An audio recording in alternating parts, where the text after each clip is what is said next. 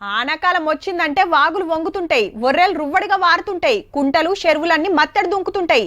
వరద రోడ్ల మీదకి నూకొచ్చి ఇటోళ్ళు అటు అటోళ్ళు ఇటు ఓ రాకుంటుంటది. ఇప్పటిదాకా కొట్టిన కొద్దిపాటి ఆనలకే కొన్ని ఊర్లకు రాకపోకలు బంద్ అయినాయి. ఇక మునుం పెట్టి దంచుడు పెడితే అంతే సంగతి. అయితే ఏడనైనా ఆనలు దంచి కొడితే తిప్పలైతది. కానీ ఓ తాన మాత్రం ఆనొచ్చినా రాకున్నా తిప్పలైతే తప్పలేవు.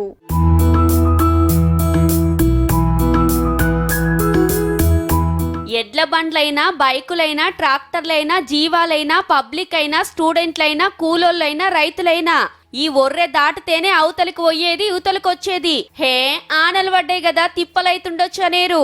ఆన వడ్డా వడకుండా మంచిర్యాల జిల్లా అందుగులపేట, పులిమడుగు ఊరోళ్ళు పెద్దవాగు దాటాల్సిందే. 10 ఏండ్ల కాంచెలు బ్రిడ్జి లెక్క అరిగోసపడుతున్నారు. ఈ రెండూర్లకు కలిపి 15,000 ఎకరాలకు మీదనే వ్యవసాయ భూములున్నాయి. దినాం వాగు దాటిపోవాలంటే మస్తు తిప్పలైతుంది. వ్యవసాయానికి చేయడానికి పోవాలన్నా, ట్రాక్టర్లు పోవాలన్నా, ఎడ్ల నాగలి పోవాలన్నా, ఏ కైకిలు రావాలన్నా బొక్కల గుట్ట మీదకెళ్ళి కైకిలు పెట్టి అక్కడికి వెళ్ళి ట్రాక్టర్ పట్టుకొని తీసుకొని రావాల్సి వస్తుంది. ఆన దంచి కొట్టిందంటే వరదకు నూక్కపోవడేనట. జీవాలు మనుషులు సుత కొట్టుకోవేరట. బొచ్చడు మాటల వాగు దాటాక మస్తు ఇబ్బంది అవుతుంది. బస్తాలు వేసుకోపోతే బస్తాలు తడుతున్నాయి, గొడ్లు కొట్టుకపోతున్నాయి. వాగు వచ్చినప్పుడు మనుషులు కూడా అప్పుడప్పుడు ఇబ్బంది అవుతుంది దాటలు. బర్రెలు గాని గుడ్లు గాని మరి పైపులో ఎక్కి చనిపోయే సందర్భాలు చాలా ఉన్నాయి. మనుషులు కూడా కొట్టుకుపోయే సందర్భాలు ఉన్నాయి. కొన్ని జాగాలలో చచ్చిపోయే పరిస్థితి ఉంటే వాళ్ళని గుంజుకొచ్చి మరి తలతోడు గుంజుకొచ్చి మరి బయటకు వేసే పరిస్థితులు కూడా. పోనీ 5-6 కిలోమీటర్లు తిరిగి ఇంకో తొవ్వల పోదామంటే ఆ తొవ్వ సక్కగుండది. మళ్ళా కూలోళ్ళని తీసుకుపోదానికి ఖర్చు డబుల్ త్రిబుల్ అవుతుందట. కూలీలు తీసుకురావడానికి బాగా ఇబ్బంది అవుతుంది.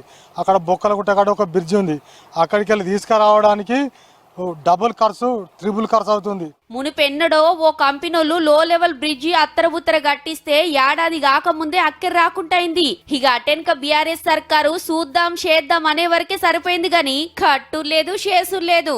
టీఆర్ఎస్ ప్రభుత్వం ఉన్నప్పుడు చేస్తాం అన్నారు కానీ వాళ్ళు పట్టించుకోనే లేదు. అవుతుంది అని 10 సంవత్సరాలు అయిపోయింది.